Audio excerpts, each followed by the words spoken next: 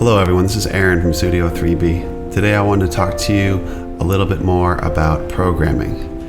And in particular, I wanted to talk about some of the traits, mentalities, and expectations that you can have from the field of programming, the field of being a programmer. So the title of this video is Be Lazy, 7 points to know before you get good at programming. And that may seem like an odd statement to say. To be lazy is a value, is a trait that you are aspiring to have, to be good at programming. I mean, isn't everybody lazy? No, but seriously, there's a lot more to it. Let me get into it. 7 points to know before you get good at programming. 1. Programming makes sense. It's not voodoo. So, you may have some people that come into the programming world and they think, man, this is just a mind-blowing exploration of ideas. And this is just way out there, and it's just something that you just got to grasp at. And I hate to say it, but that type of mind, that type of mentality won't make it too far in this field. You might make it to, some rudimentary levels, but you're not going to excel because you still think that there's some far-fetched idea out there that's just ungraspable. I'm not saying that having an imagination and having an expanded mind is a bad thing, but really, one skill that you really need in programming is to make sense of the things that don't make sense. And you can't leave things up to superstition. You can't leave things up to voodoo.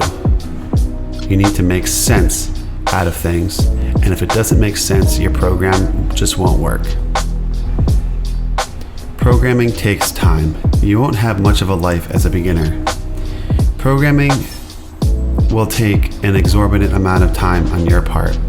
You will have to spend your entire workday dissecting, analyzing, and solving problems that are they start out as incomprehensible and they get to be known and solved by your effort. And that's much of the reward of the life of programming too. You take something that does not sound like it's intelligible and you organize it in a way that does. So that's going to take a lot of time. You will have to spend a lot of time on Google. You will have to spend a lot of time in trial and error. You will have to spend a lot of time researching, watching YouTube videos, going to school, taking online courses, practicing on your own pet projects. There's lots of things that are going to help you with programming, but it all is going to take time if you really want to get good at it. So, don't expect to become a great programmer while you're on vacation. It's just not going to happen. Next one. Programming takes curiosity to dive in and learn new things. You need to explore. You need to think outside the box, as the old cliche says.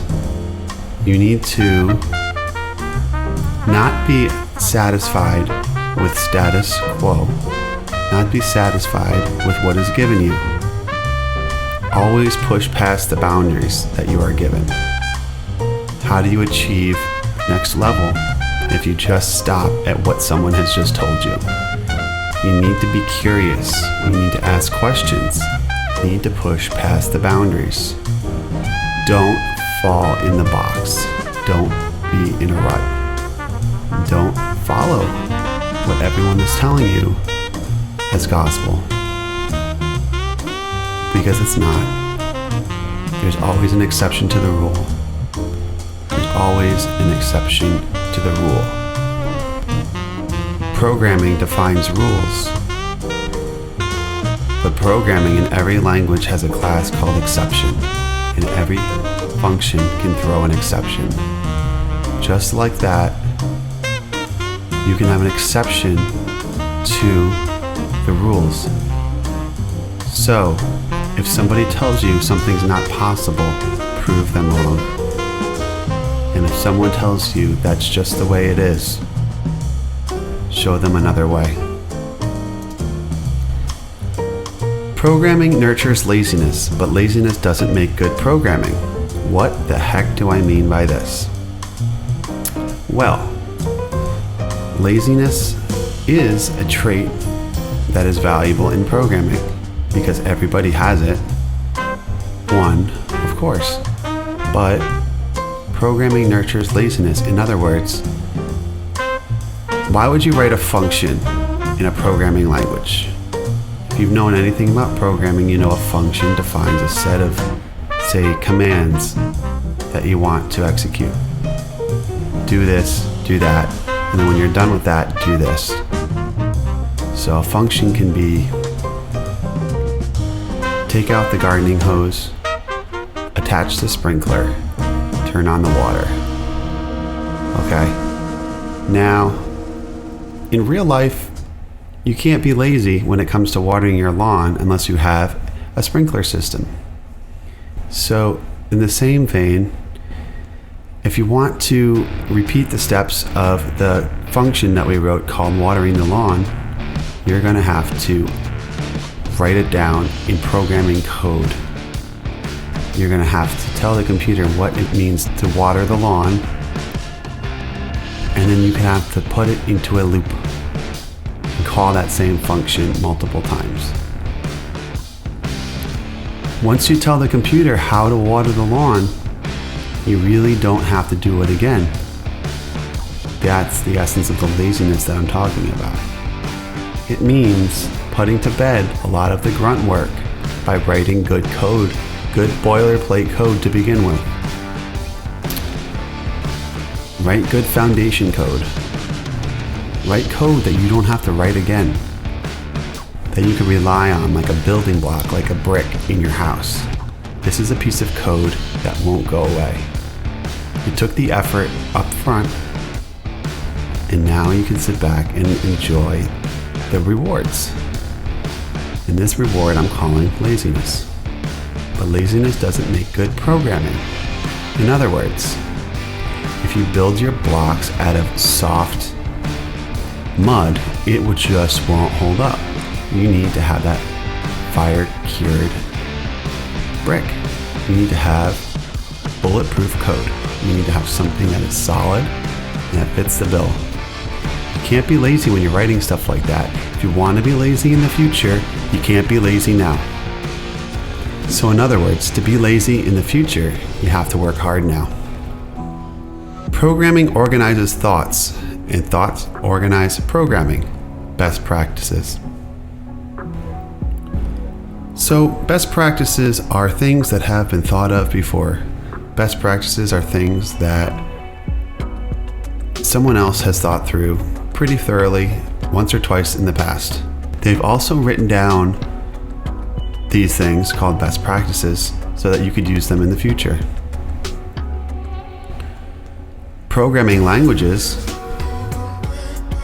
are an organization of computer code and also a way of translating between computer language and human thought. In other words, a good programming language will effectively translate the thoughts of a computer to the thoughts of a human, and the thoughts of a human to the thoughts of a computer. So, a good program will help organize your thoughts in a particular manner so that you could think in the right track. But also, an organized thought can program a very good set of code. This seems either really intuitive, no duh, or counterintuitive, but it's also a fact. A good set of organized thoughts is the best way to write a good program. If you don't know what you're about to code, you're not going to be able to code it. You can't code something you don't know. You can't write something you haven't thought of. You can't express something you don't have inside of you. Give up, but start again tomorrow. Programming takes persistence. So, you know what? You're gonna get to the point where you're just tired. This goes with anything, really. Playing guitar, mixing music, working out. At the end of the day, you just gotta throw in the towel. But the next day, come back and kick its ass. Kick its ass even harder the next day. You know why? You got a good night's sleep. Sleep organizes thoughts. Sleep puts everything into perspective. A good night's sleep. So don't drink coffee past 2. And if you do, don't drink coffee past 5. In other words, sleep is important. And trying again your hardest the next day is the most important thing you can do. Get up in the morning, put in a cup of coffee, and go to work. And don't give up. Don't give up till the end of the day. But at the end of the day, get a good night's sleep. You gotta know when to hold and know when to fold, as Kenny Rogers would say.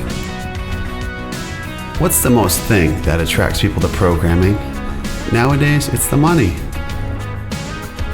Why is everyone saying that programming pays good money? Well, it's true. There's just so many jobs out there that are for programmers. And you don't have to be a rock star programmer to make money in programming. You could command a $50,000 a year salary. If you're relatively intelligent, you can navigate around a computer, and you took a few code courses. If you really want to crack the code, though, on how to make a good, successful career in programming, I would definitely take to heart some of the things I'm telling you in this video. That's my little lecture on this. 7 points to know before you get good at programming. Programming makes sense, and it's not voodoo. Programming takes time. You don't have much of a life as a beginner. Programming takes curiosity to dive in and learn new things. Programming nurtures laziness, but laziness doesn't make good programming. Programming organizes thoughts, and thoughts organize programming. Refer to best practices. Also, refer to programming languages. Give up, but start again tomorrow. Watch your caffeine intake. Get a good night's sleep. Be persistent. Don't forget that good programming is going to pay off in the long run. You're going to make some money. You're going to have a good life. In conclusion, programming is worth it if you are dedicated. Otherwise, it's just a confusing headache and it's not worth it. So delegate that work to somebody else. Maybe you belong in management.